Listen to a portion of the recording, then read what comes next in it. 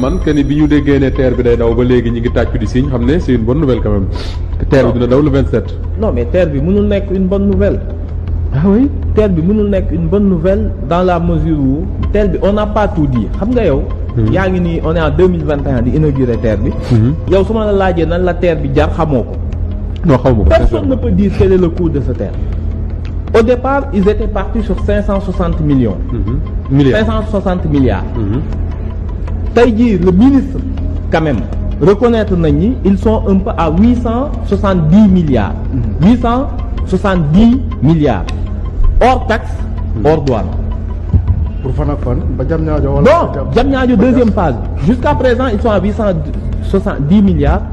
Hors taxe, hors douane. C'est déjà rek pour la première phase. Les droits de douane, c'était 134 milliards. Donc, boo ci boolee douane ak taxe, la Ousmane Sonko wax. Ils vont dépasser les 1000 milliards, ils le savent. Kooku c'est public. Lii ñoom ñoo ko mujjee joxe. Les 800 et quelques milliards là. Hors taxe, hors douane. Donc, on est à plus de 1000 milliards. Xam nga bi Sénégalais yi yëngatoo ci TER bi ba comparé ko ak le TER du Nigeria. Le TGV du Nigeria qui faisait 150 kilomètres. J'adore cette comparaison. Président Macky Sall dafa dem sur le site de la présidence. boo demee di nga ko fa fekk di wax comparaison lu tax TGV bu Nigéria bi. TER bi moo ko gën donte les TER bi day rouler sur 57 kilomètres. muy expliquer ni waaw TERu TGV Nigéria bi xam nga moom benn mode rek lay daw amul électricité et puis ñoom biñ koy defar gare yeeg ay écartement yeeg nombre de voies mais boo jëlee le train li ñuy wax le Léman Express mooy le TER bi daw entre Suisse ak France. Il fait 230 kilomètres. 230 kilomètres. Alstom bi ñu jaay TER moo leen jaay ay rames. ñoom ils ont 17 rames ñun on en a 14. Ils ont 17 rames. Ils ont 230 kilomètres donc plus de 5 fois ñun sunu 50 kilomètres yi ñu am. Ils ont 45 gares.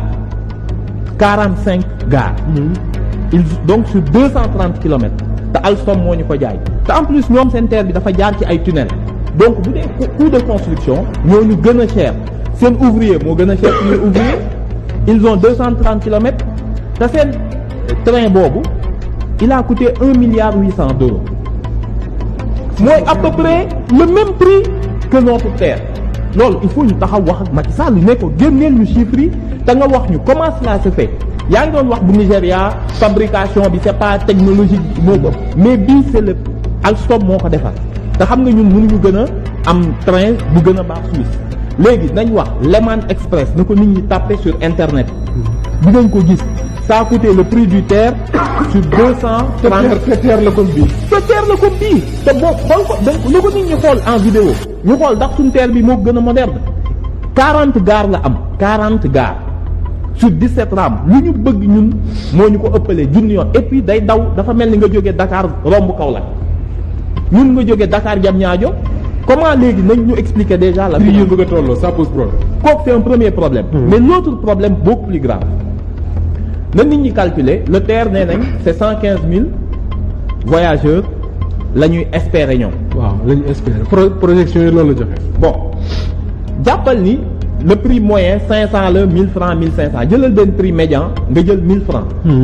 boo ko multiplier par 115 000 yi. ça te fait une somme de 40 et quelques milliards par an. Pour ñu amortir le TER au prix actuel des presque plus de 1000 milliards. Il faut 24 ans c'est-à-dire suñ ci laalul dara maanaam le chiffre d'affaires brut bu dee chaque jour 115 000 personnes ñoo koy jël. il nous faut 24 ans pour amortir le TER. mais xam nga TER am na entretien. da ngay fay carburant. da ngay fay ay salaire. dans ce cas bu ñu waxee le cash flow pas le chiffre d'affaires. mais bu ñu jëlee les bénéfices ñu xool TER bi on l'amortit sur 66 ans. ku gàtt fan doo ko fekkee. moom TER bi ci boppam du fekkee loolu. le TER lui-même du ko fekkee parce que durée de vie bi c'est pas 60 ans. qu'est-ce que je veux dire par là. que le TER va nous coûter plus de 5000 milliards xam nga lu tax. l'État sera obligé de subventionner le TER pour maintenir les billets.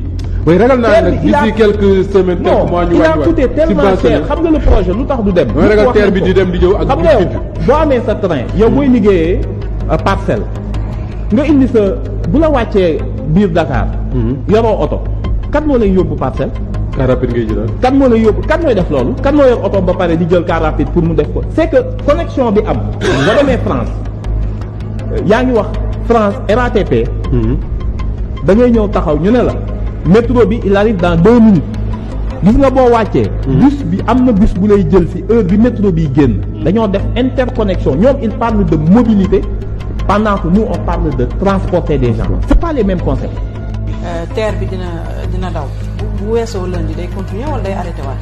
non ci information yi nekk à ma disposition. xam nga bu ñu réceptionné TER bi aussi duñ ko réceptionné lundi rek mu daal di commencé daw. am na benn séquence.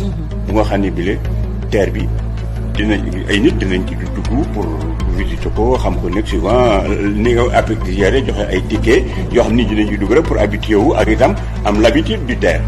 pour que ñu xool liy tourner tout autour pour que mu dem mais il faut que ñu terminer la certification là xam nga dafa am benn entreprise bu SETER bu fi nekk boo xam ne bii moom mooy certifié gis nga suñ paree fi ne nii moom le 27 bi moom moo ko permettre mais il faudrait qu'on reçoive les documents et tout ba taxaw ba lépp tare yéeg personnel tout à la sécurité et tout parce que foofu il faut que Sénégalais yi def ci attention parce que la société de certification bi fi nekk bi tudd SETER moom xoolul est-ce que ñii dañuy dem ci élection législative est-ce que dañuy dem ci élection locale kon il faut que TER bi teere daw yooyu seen yoon nekkul ci yooyu parce que xamul tax gis nga seen chiffre d'affaires global teeru Sénégal grain de sable la ci biir du ñu hypothéquer ñooñu ay fi entreprise française lañ c'est les meilleurs du monde gis nga TER bi daf si am loo xam ne gis nga les 3 entreprises yi ci nekk addina bi ci yëpp bokkam ci mairie lañ bokk léegi nag ñoom amuñu droit def fi du n'importe quoi bàyyi TER bi di daw ca affaire sécurité bi gis nga bu ñu fi amee le plus petit incident dañ leen di blacklister sur le plan mondial ba pare les assurances vont jouer waaw kon ñooñu ndànk-ndànk la ñuy def buñ la nee feu vert bi le go mooy xoolal remplir nga les critères mën ngaa def